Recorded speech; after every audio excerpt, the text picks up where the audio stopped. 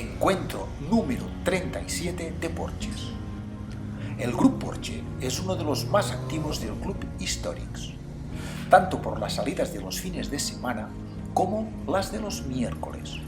Los números lo confirman, con 65 encuentros realizados con estos 9 años de recorrido de la entidad.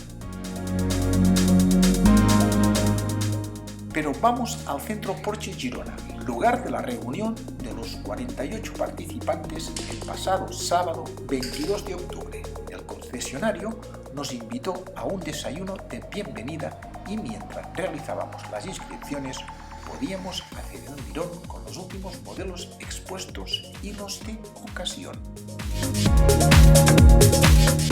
Una ruta nos llevaría directamente al Sagaró, donde una comida puso fin a este encuentro de otoño.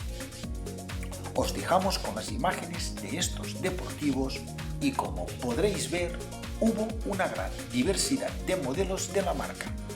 Autos Històrics. Suscribiros al canal.